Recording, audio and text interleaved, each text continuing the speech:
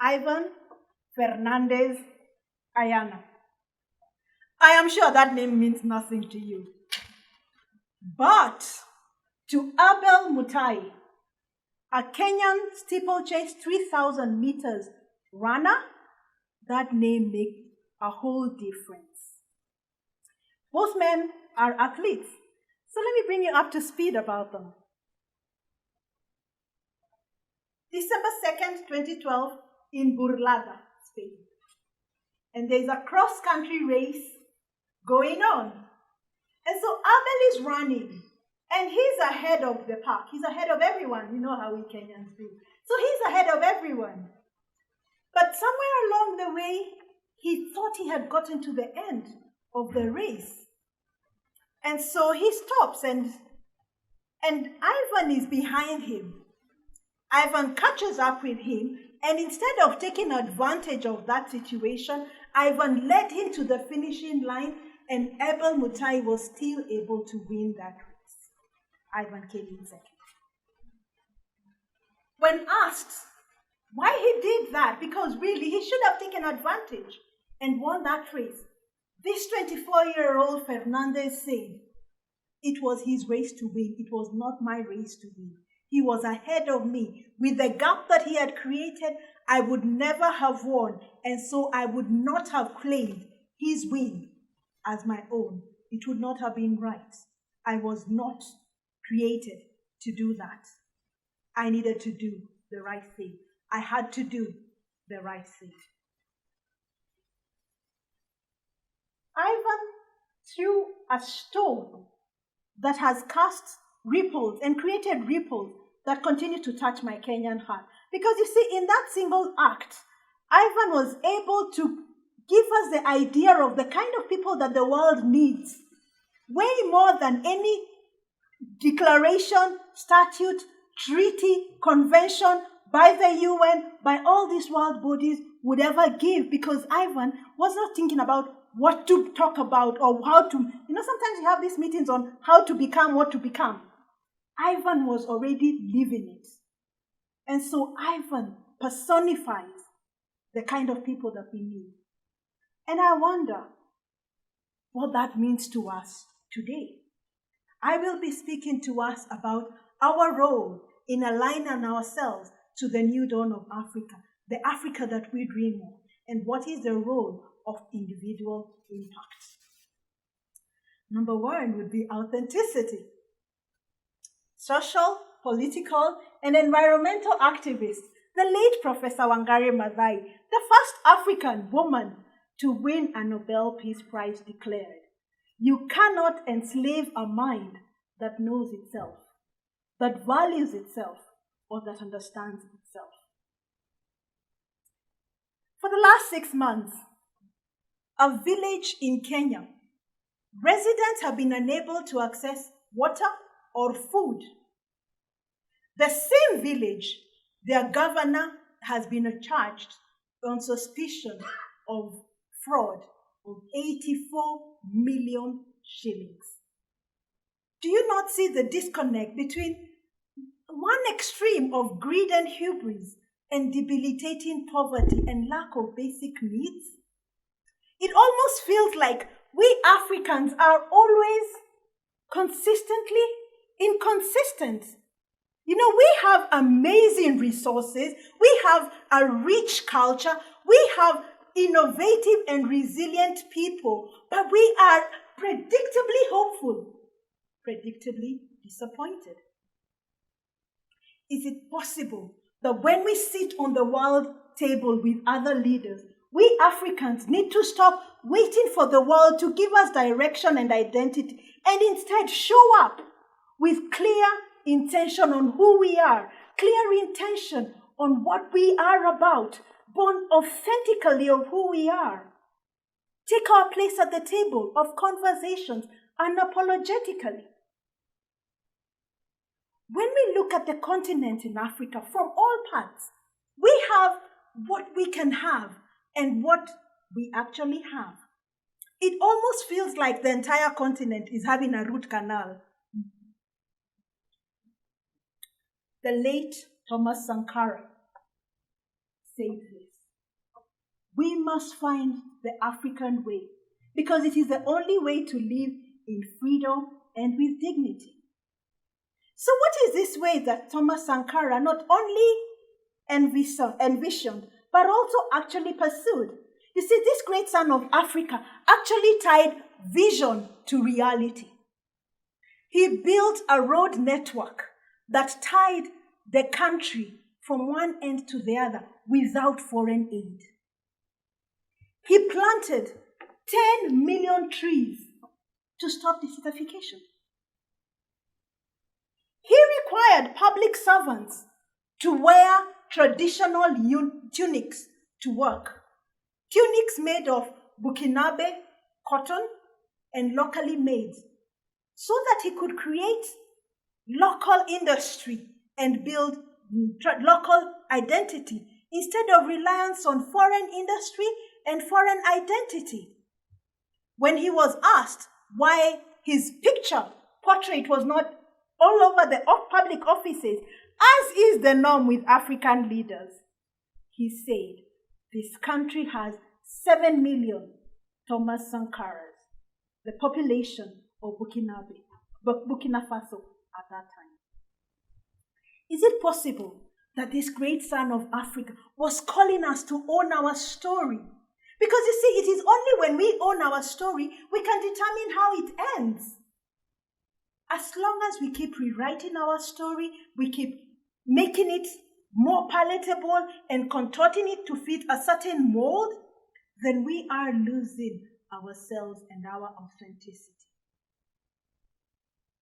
We must stop and pause and ask, who are we?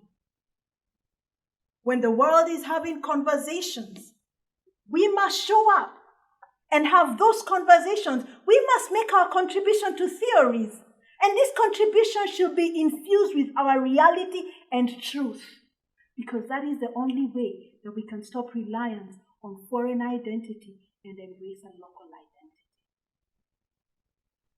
Secondly, we must ask ourselves, what do we believe? What are the beliefs that we hold about ourselves? What are the beliefs that we have been passing on from one generation to another as Africans? In a moment of great courage and possibly great foolishness, a few years back, I registered for 2 marathons, 6 weeks apart. I went home and told my children, Mommy has registered for the marathon. God bless their hearts, because they asked me, Mom, what are you going to do with the prize money? Well, Kenya is a land of runners, but you'd have to be extremely generous to think that there is any danger of me winning the marathon. But so on the day of the marathon, I showed up at the starting line. This country has what they call elite runners, and they were there. They looked good. They were strutting the starting line. They were wearing branded kits, Nike and Adidas, and they looked so good. Not an ounce of fat on their lithe bodies. On the green corner stood yours truly. I felt like a stretch mark in a beauty pageant. And then the race began. By the 5th kilometer, I was in a bad mood, I was angry, and I was having deep existential conversations with myself. But you see, I was in trouble, because it was either 5 kilometers to the finishing line or 5 kilometers to the starting line. I had to make a decision. So I pleaded with my legs to cooperate with the ground. And so we are going to finish this race. And eventually, by the grace of God, we did get to the end of the race. And as I passed the beautiful Ndakaine Dam, I'm not quite sure whether it was beautiful or beautiful is the last memory that my mind wanted to hold before I pass out. But anyway, passing by the beautiful Ndakaini Dam. Did I mention I have a bad knee, by the way? I finally got to the finishing line. The joy, the pride. It was amazing to just actually see that the belief that I had when I registered, and that I had courage that had undergirded that belief that got me to finish the race. You know, we have ideas that we hold, and then we have ideas that hold us. We have beliefs that we possess in our minds, and then we have beliefs that possess our minds. The head processes information. The heart ignites transformation, and the connecting link is belief. So what do you believe? Do you believe anything? What forms that belief?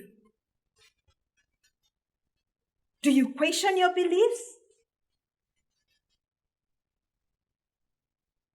The third thing that aligns us to the Africans that we need to become is conviction. The core of who we are is fed by belief, but it shows up in our convictions. Again, like belief, we have the convictions that we hold, and then we have the convictions that hold us. The ones that open us up to limitless possibilities or hold us back and shackle us in helpless stagnation. Beliefs that release creative imagination or hopeless situations. 29th January 2018, the movie Black Panther was released. It opened us up to new possibilities. Because you see, this movie had black superheroes and superheroes. You know, women that were not in competition with men, but yet they were women that were strong and elevated and empowered and intelligent, and they were working together with the men to protect the Wakanda kingdom. I think there was a moment of pride for us as Africans. It was almost palpable, but Kenya, we gave the world Lupita Nyong'o. Oh, yes. And then, on a personal level, I remember thinking, yeah, this does open up my mind to possibilities and imagination. But really, the big thing was it allowed me to ask, what if? What if?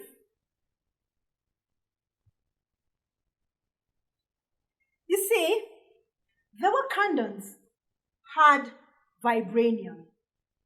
Vibranium is a fictional metal that is durable, it is versatile, and it was what the world wanted. And vibranium is what had allowed the Wakanda kingdom to become such a force to reckon with and an economic power, because vibranium was a metal that could be used and transform all parts of the Wakanda kingdom. And that vibranium is what the world wanted. Is it possible that today, as we sit here, that which is on the inside of us is more precious and more valuable than vibranium, because it sits on the inside of every man, boy, and child, and woman, and it's there, and it's precious, and it's valuable, and no one can take it away from you, but you must be able to use it.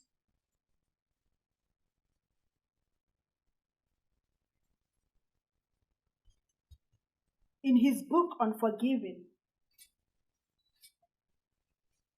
Anglican cleric and Nobel laureate, 1984 Nobel laureate, Desmond Tutu writes that we must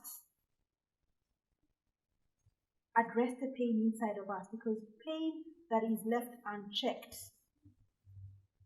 grows, and like an abscess, it bursts. It will eventually rupture. And once it ruptures, It permeates all parts of who we are, our faith, our family, our friendships, our health, and even the very ability to feel joy is contorted by pain, anger, and hurt that we have not named. He goes on to say that we are all broken in many ways. And in our brokenness, we hurt others. But that brokenness can only be brought to the fierce light of truth. And truth itself is brutal. What undergirds our convictions? What undergirds our belief? What undergirds our authenticity? Are these three words magical clicks that reset factory settings and then we become the good Africans that we need for the next new dawn of Africa?